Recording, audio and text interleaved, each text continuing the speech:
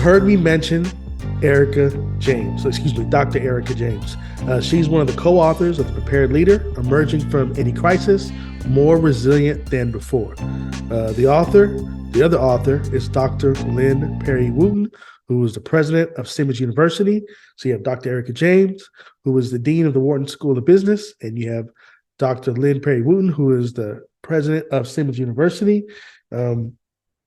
I guess I'll try to have the book right here, somewhere up top.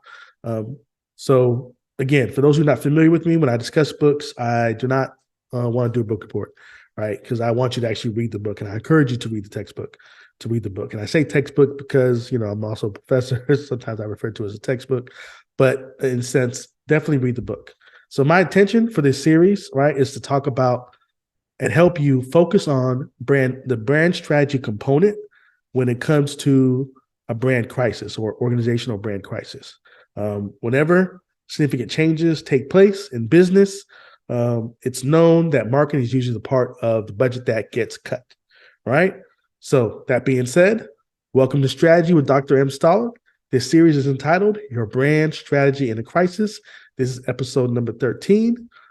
This book, according to Dr. James and Dr. Wooten, was written to not predict the future, but to help you to cultivate, to help you prepare the necessary skill sets and even the mindset for when a crisis presents itself. This book does a great job, in my opinion, of helping you to consider, what kind of items and even people should be in place when the time arises. And that time is when a crisis hits. So they did use, COVID-19 as some as a backdrop for it, which enabled for real world examples, right?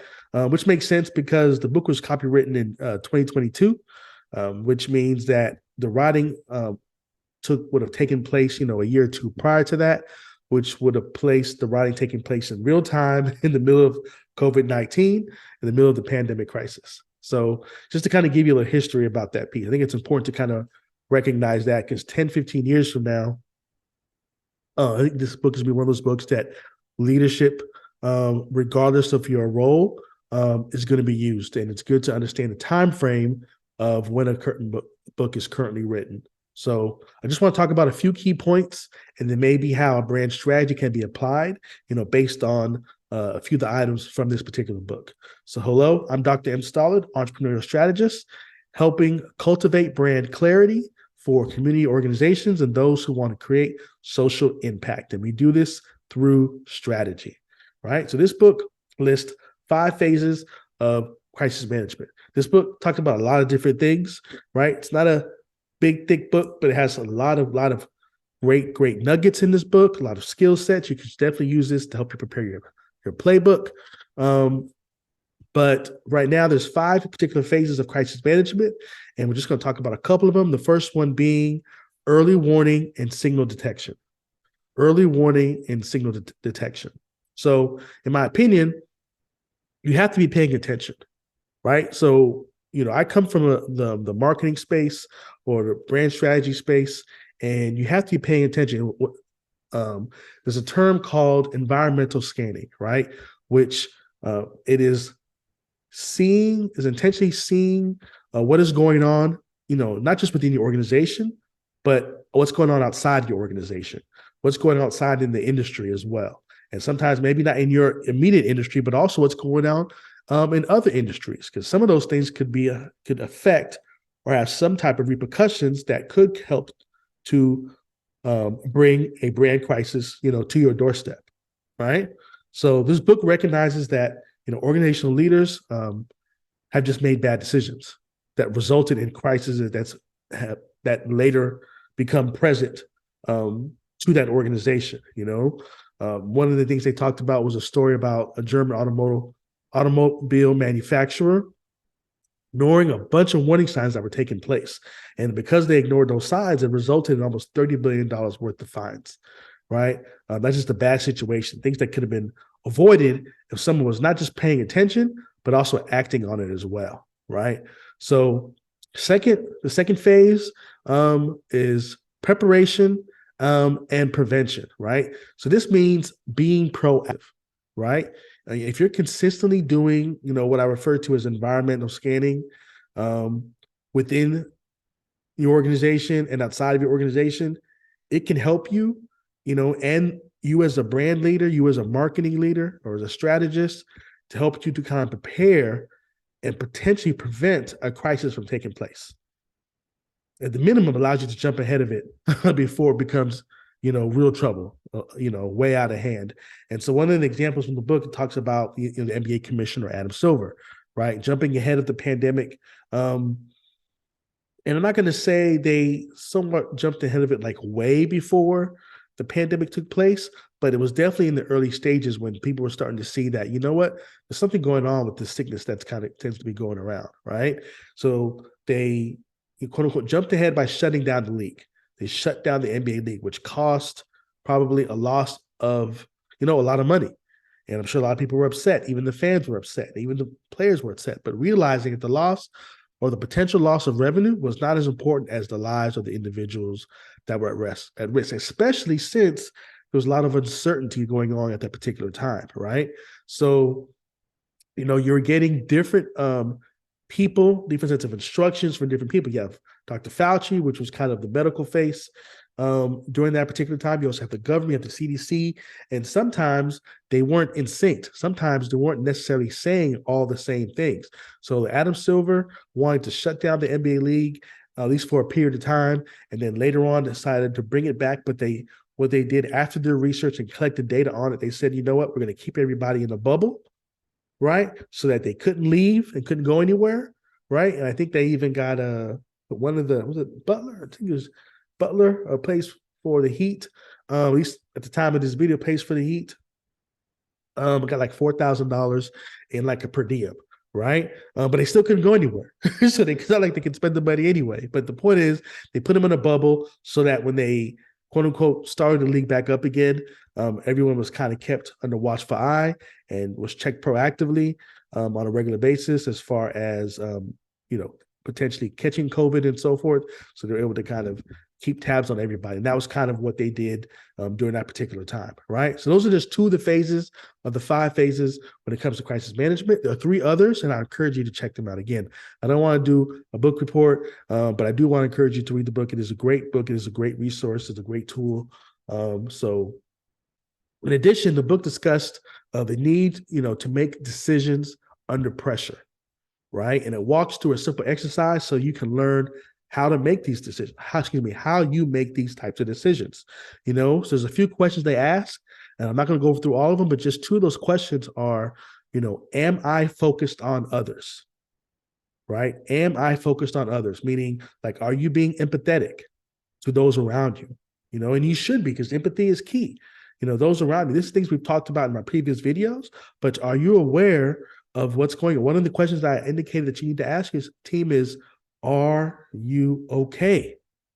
Right? Yes, you want to take care of the customers. Yes, you want to take care of your clients and so forth. But if you're an organization, you have volunteers and you have staff, you have people that work for you, you need to take a moment, whether you're the CEO, the marketing director, the brand director, and ask your team, are you okay? So ask yourself, am I focused on others? Are you being empathetic to those around you? That's important. Another question they ask is, am I externally open? Which means, are you open to change, right? Are you open to outside change? It's necessary to be aware of this before dealing with any kind of crisis, because it's going to help you to be more objective, right? And if you're more aware of your biases, then when people are giving you feedback, when people are making suggestions for you, you're going to be more open to listening and possibly making an even better decision.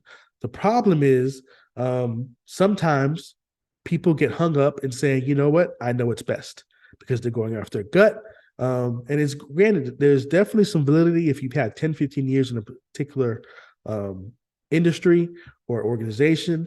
But the thing when a crisis presents itself, a lot of times you can't predict that it's coming. You could probably see that it's early coming, but you can't always predict that 5 years from this particular point in time, a crisis is going to take place, right? So are you externally open, which means that you want to make sure that you're open for change, right? And as people are making suggestions, because when you have gathered your brand crisis team, hopefully it's a diverse team, from different different departments to come together. They're going to give you feedback and suggestions based on their area of expertise. And so you as a marketing leader or an organizational leader, are you even receptive to those? Because if you're not receptive to them, why do you have them on the team? Right? So just kind of be aware of that. So when I think of the brand strategy component, let's say, you're under serious time constraints, and you have to clearly define what your brand strategy objective is, right? So you're in the middle of a brand crisis, we're talking about, being under pressure, you have to make decisions under pressure, which is one of the highlights of the particular book.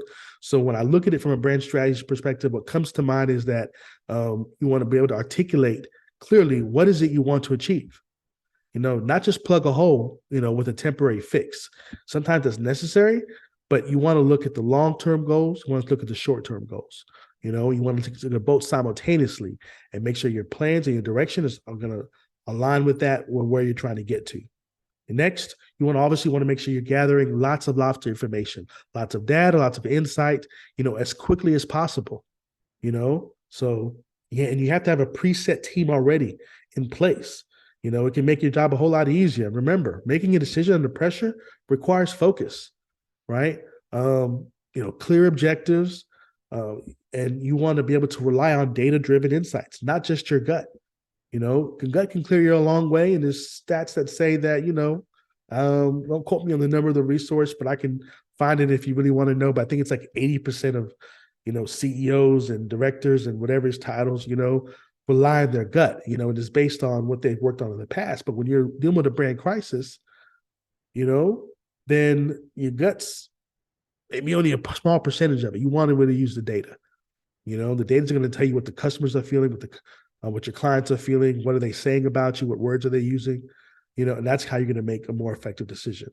If time is truly limited, it's necessary to prioritize, your key factors and collaborate with others, right? So yes, your team needs to be diverse, but sometimes it's necessary to collaborate with an organization that may not even be in your same industry, So if you can collaborate with others, you can better make an informed decision that's going to align with your brand's goals, align with your brand's values, So these, in my opinion, can help you not just be a prepared leader, but an effective leader, within the marketing and branding space, the department, right? An effective brand strategy in the middle of a crisis is so important.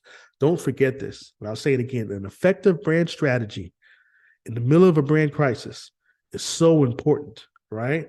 And so don't forget that. So one of the biggest takeaways, in my opinion, when it comes to this particular book, is that a crisis is not just a one-time thing, right? You can have a big crisis, you can have a small crisis, but your organization, chances are, will have one. So be mindful of the small decisions or the challenges that are sometimes overlooked, right? Because those small decisions that are made haphazardly, or those challenges that are kind of overlooked and swept under the rug, build over time. And then what happens is you have it snowballs, right, into what's a full-blown brand crisis. And now you're in a totally different situation, something that could have been rectified if you had just taken a minute to kind of deal with it more effectively and figure out what's the true issue, what's going on, right? So it's best to cultivate, to prepare so you can position yourself in your organization, so that you can still run your business, still run your organization, still run your nonprofit organization, So one of the practical ways to prepare is to complete the download that I have for you. It's in the show notes below. It's a 50 question. It's a 50 question questionnaire to help you start to prepare, right? And then obviously you can read the books that I've recommended. You can check out all the videos on this particular strategy podcast series. This series is entitled Your Brand Strategies in a Crisis. And again, make sure you check out the Prepared Leader. Prepared Leader, emerge from any crisis more resilient than before, right? So again, feel free to reach out if you have any questions. If you can like and subscribe, that would be wonderful. Share this with two people that you know. Right? You've been listening to Strategy with Dr. M. Stolard. I am Dr. M. Stolard. Remember to keep pushing forward, to drive your influence, and be intentional by using strategy. All right, y'all take it easy.